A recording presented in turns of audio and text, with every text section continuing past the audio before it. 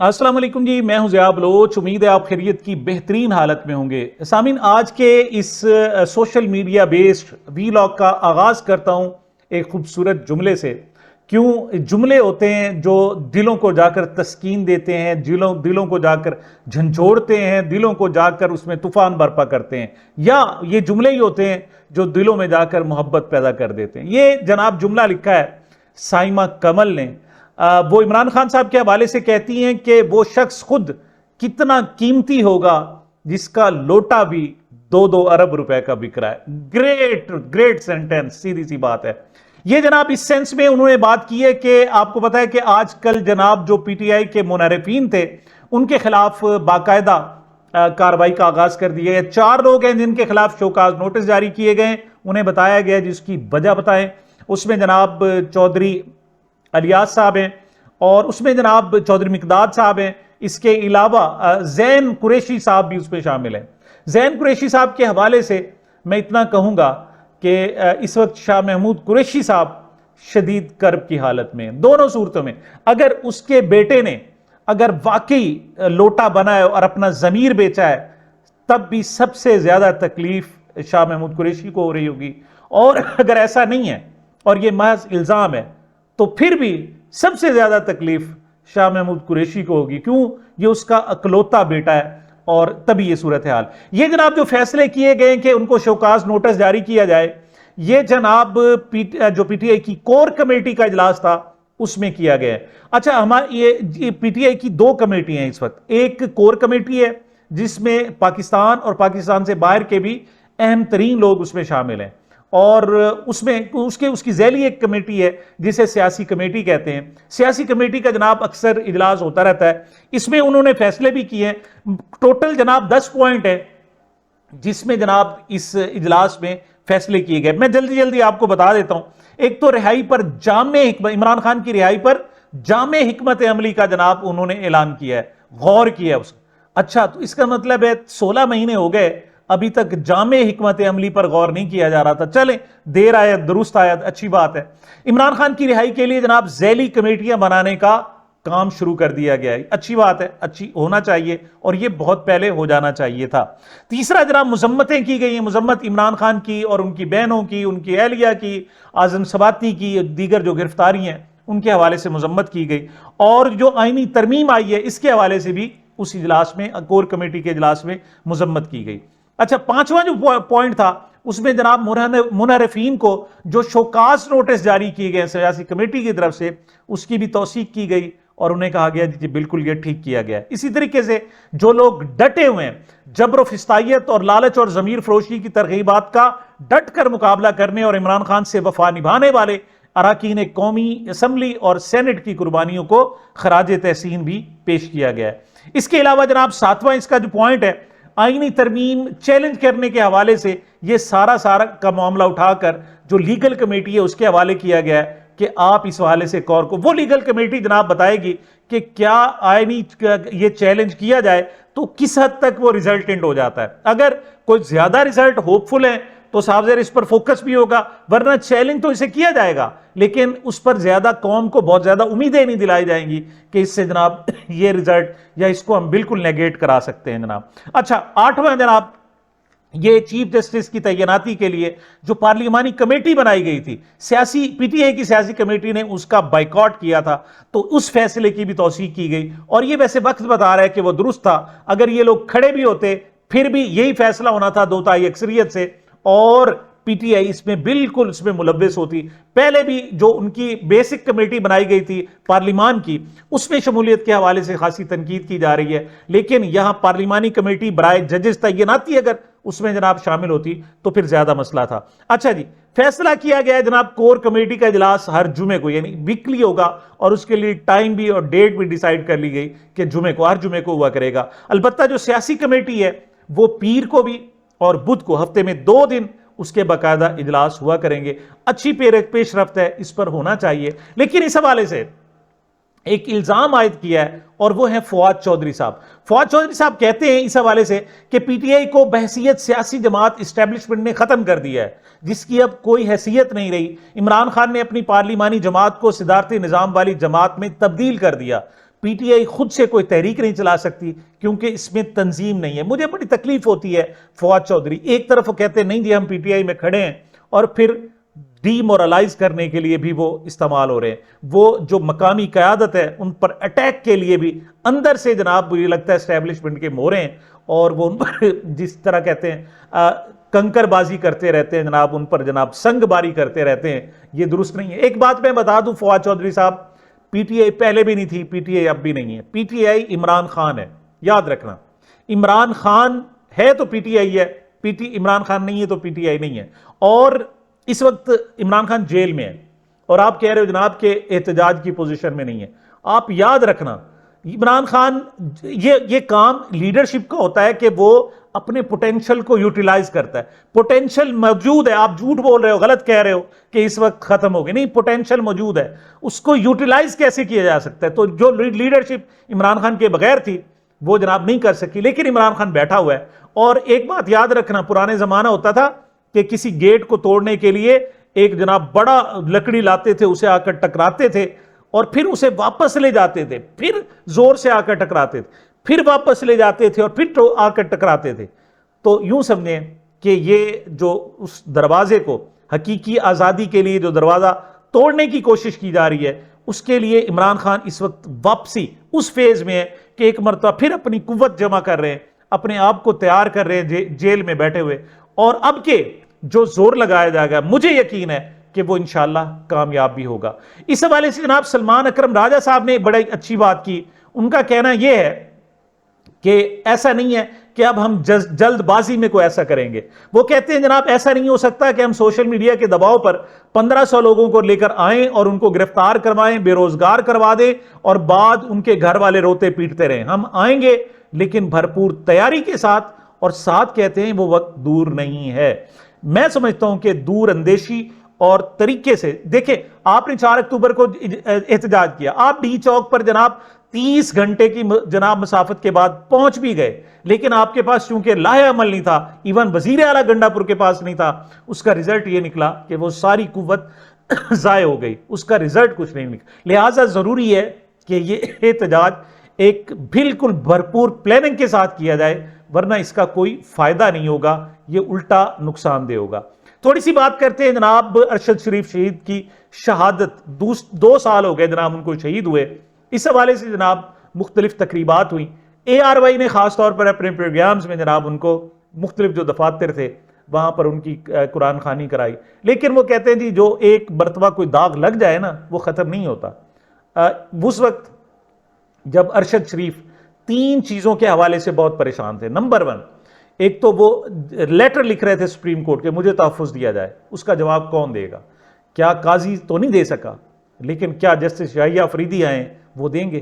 وہ اس بات کی تحقیقات کریں گے کہ انہیں پاکستان سے باہر جانے پر مجبور کیوں ہونا پڑا، اور وہ اس بات کی بھی تحقیقات کریں گے کہ انہیں دبئی سے کینیا کیوں شفٹ ہونا پڑا. یہ 3 سوالوں سپریم کورٹ کو جناب خط وہ سیلف ایکسپلینیٹری ہے. پاکستان سے ان کا دبئی جانا اور دبئی سے کینیا جانے پر مجبور ہونا، یہ سارے سوالات کا حل ہے. لیکن اے آر وائی جناب اب بڑی جناب قرآن خوانی کرا رہا ہے اپنے دفاتر میں، لیکن سب کو یاد ہے جب اس پر مشکل وقت آیا تھا انہوں نے باقاعدہ اس سے لا تعلقی کا اعلان کر دیا تھا. انہوں نے کہا تھا کہ ہم نے ارشد شریف کو ارشد شریف کو اے آر وائی سے جناب نکال دیا ہے. بہرحال اس حوالے سے قرآن خوانی بھی ہوتی رہی، اور ان کی اہلیہ جویریہ صدیق صاحبہ کہتی ہیں ارشد شریف کی 2 بیگمات، تو ان میں سے جناب جو جویریہ صدیق ہے وہ باقاعدہ میڈیا میں وہ کہتی ہے مجھے کسی شخص سے انصاف کی امید نہیں، کینیا میں پھر بھی کچھ نہ کچھ ہو رہا ہے، مگر یہاں اللہ نے ہی کچھ کیا تو امید ہے. 2 سال ہونے کو ہیں سپریم کورٹ میں کیس کی سماعت ہی نہیں ہوئی. یہ بے حد افسوس اور بے حد خوفناک بات ہے. اب آتے ہیں جناب ہمارے فیوریٹ ٹاپک، جناب جسٹس یحییٰ افریدی نئے چیف جسٹس بن گئے. ثاقب بشیر صاحب نے خبر دی سب سے پہلے، وہ کہتے ہیں جسٹس منصور علی شاہ جو ہے وہ اس نئے جو فل کورٹ اجلاس ہوگا اس میں بھی نہیں، اور جو جناب تقریب ہے نئے چیف کے لیے دونوں میں جسٹس منصور علی شاہ شریک نہیں ہوں گے. اس کی وجہ کہ وہ جناب آج جمعرات کو ہی وہ عمرہ کے لیے روانہ ہو رہے ہیں. جمعے کو جسٹس قاضی فائز عیسیٰ کے جناب زیر اہتمام ان کے اعزاز میں تقریب، اس میں بھی نہیں ہوں گے. ہفتے کو جو حلف برداری کی تقریب ہوگی اس میں بھی نہیں ہوں گے. وہ کہتے ہیں جناب کہ 25 اکتوبر کو چیف جسٹس کے الوداعی ریفرنس میں شریک نہیں ہوں گے. یہ اچھا فیصلہ ہے کہ 25 اکتوبر کو صبح 10:30 بجے کا وقت ضائع کرنے کی بجائے اسے ایک نیک کام کے لیے استعمال کیا جائے. اچھی بات ہے، ہونا چاہیے. لیکن دوسری طرف جناب جو وکلا ہیں وہ احتجاج کر رہے ہیں جناب، اور بڑا اچھا احتجاج کر رہے ہیں. انہوں نے جناب 25 اکتوبر کو ملک بھر کے وکلا فائزہ سے یوم نجات منائیں گے. حامد علی خان صاحب نے کہا ہے پاکستان بھر کے وکلا اس آئینی ترمیم کو مسترد کرتے ہیں. یہ آئینی نہیں، آرمی ترمیم ہے. دیکھیں کھل کے بات کر رہے ہیں. کسی نے مجھے کہا پارلیمان از سپریم، میں نے کہا نہیں، GHQ از سپریم. بات تو سچ ہے مگر بات ہے رسوائی کی. لیکن حامد خان صاحب نے کہا تھا جناب کہ نئے جج حلف اٹھانے سے انکار کریں اور یہ ایکسکیوز کر دیں. وہ ایسا نہیں ہوا اور وہ سب کچھ ہونے کے لیے جا رہا ہے. اچھا ویسے میں کہتا ہوں کہ جس طرح قاضی صاحب کے ساتھ دھوکا ہوا ہے نا، کہ ان کو لارا لگائے رکھا جناب کہ آپ کو جناب ایکسٹینشن دے رہے ہیں، نئی عدالت بنا کے آپ کو 68 سال کی عمر تک، اور جاتے ہوئے اسے جناب ٹوائلٹ کے ٹیشو پیپر کی طرح جناب یوز کر کے پھینک دیا. اس حوالے سے جو جسٹس منصور علی شاہ ہیں ان کے ساتھ بھی زیادتی ہوئی. مطلب بڑے اپ رائٹ جج ہیں، وہ کھڑے بھی رہے، لیکن اب جب وقت آیا تو جناب ان کو چیف جسٹس نہیں بنایا گیا. اور وہ اب جو کہتے ہیں پوری جناب عدلیہ ان کے ساتھ ہے، انہی میں سے لوگ اب ان کا ساتھ صاف ظاہر ہے اس انداز میں نہیں ہے. اور اچھی بات ہے کہ جسٹس منصور علی شاہ نے اپنا فیصلہ اللہ پر چھوڑ دیا ہے. وہ اللہ کی دربار میں حاضری دے رہے ہیں. وہ جناب اسٹیبلشمنٹ کے ساتھ نہیں گئے، حکومت کے ساتھ انہوں نے چائے نہیں پی، لیکن اللہ کی دربار میں جا رہے ہیں. اور وہاں سے جو فیصلے ہوتے ہیں وہ شاندار ہوتے ہیں اور وہ جناب ریورسیبل نہیں ہوتے. وہ بڑا کارساز ہے. ایک اہم بات کی ہے جناب فواد چودھری صاحب سے. وہ کہتے ہیں سب سے پہلے نئے چیف جسٹس کی ڈگری چیک کر لیں، بعد میں یہ نہ ہو کوئی فیصلہ پسند نہ آئے تو آج کل 20-25 سال پرانی ڈگریاں آ جاتی ہیں. وہ کہتے ہیں جی کر لیں. ویسے ایک بات کہوں، جسٹس یحییٰ افریدی اپ رائٹ ہیں. میں بھی انہیں اب اس وقت کیا ان کا نقطہ نظر ہے، چونکہ ایک آئینی ترمیم ہو گئی ہے اور نیا جو فائٹ کا پلیٹ فارم ہے وہ چونکہ آئینی ہوگا، اور اس میں کسی اور کے ہاتھ میں اپنی جناب ساری دے کے پھر لڑنا میرا خیال درست نہیں ہے. وہ ان کی اپنی اسٹریٹجی ہوگی، جو بھی ہوگی ہوگی. لیکن اب بھی کہیں نہ کہیں امید ہے کہ جسٹس یحییٰ افریدی قوم کو محکوم نہیں بننے دیں گے. وہ اپنی عدلیہ کو، خاص طور پر سپریم کورٹ کو، ان ڈکٹیٹر اور ان کرپٹ سیاستدانوں کے ہاتھوں میں یرغمال نہیں بننے دیں گے. مجھے ایسے امید سی لگتی ہے اور مجھے لگتا ہے کہ ایسا ضرور ہوگا. حافظ نعیم الرحمان صاحب جناب وہ مولانا فضل الرحمان صاحب کو رگڑ رہے ہیں. وہ کہتے ہیں مولانا اصولی سیاست نہیں کر رہے، انہوں نے سانپ کے نہیں آزاد عدلیہ کے دانت نکالے ہیں. آئینی ترامی میں جو کچھ ہو پاکستان کو بھگتنا پڑے گا. قاضی فائزہ نے عدلیہ کو تقسیم کر دیا. بات سچ ہے، بالکل درست ہے. لیکن حافظ صاحب آپ بھی کوئی اچھا نہیں کر رہے. آپ بھی جب ذاتی چھوٹے چھوٹے مفادات کے لیے اکٹھے ہوتے ہیں، جب اپوزیشن کی بات ہوتی ہے، جب عمران خان صاحب کے ساتھ کھڑے ہونے کی بات ہوتی ہے تو آپ بھی بھاگ جاتے ہیں. اس پر بھی آپ کو تھوڑا بہت غور کرنا چاہیے. پچھلے دنوں جناب ایک اختلافی نوٹ دیا تھا جسٹس قاضی فائز صاحب نے، اور اس میں خوفناک طریقے سے انہوں نے کہا تھا کہ یہ جناب یہ مخصوص نشستوں کا کیس ہے 13 ججوں والا، اس میں 8 ججوں نے جو فیصلہ سنایا ہے وہ اس پر عمل درآمد نہیں ہونا چاہیے. یہ انتہائی خطرناک بات کی تھی. اس پر جناب جسٹس اظہر حسن رضوی صاحب نے اندر سے ہی جناب ان کو جواب دیا ہے. وہ کہتے ہیں جناب کہ فیصلے میں سابق ججز کے حوالے سے غیر مناسب ریمارکس دیے گئے. تنقید کا محور فیصلے کے قانونی اصول ہوں، نہ کہ فیصلہ لکھنے والوں کی تضحیق کی جائے. یہ قاضی صاحب نے ظلم کیا ہے اور اللہ ظالموں کا ساتھ ہمیشہ کے لیے نہیں دیتا اور ان کی رسیاں دراز ہمیشہ کے لیے نہیں کرتا.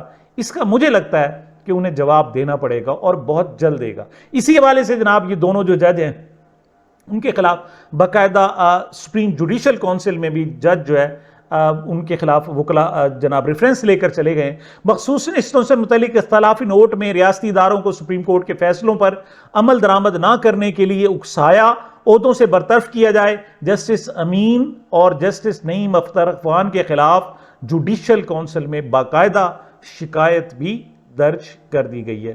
ایک لاسٹ ویلاگ میں نے جناب ایک بات کی تھی کہ جسٹس گل حسن اورنگزیب اسلام آباد ہائی کورٹ کے جسٹس ہیں، انہوں نے جو فیصلہ دیا بشرا بی بی کی ضمانت کا، تو اس میں وہ کہتے ہیں کہ یہ بتاؤ بشرا بی بی کا قصور کیا ہے؟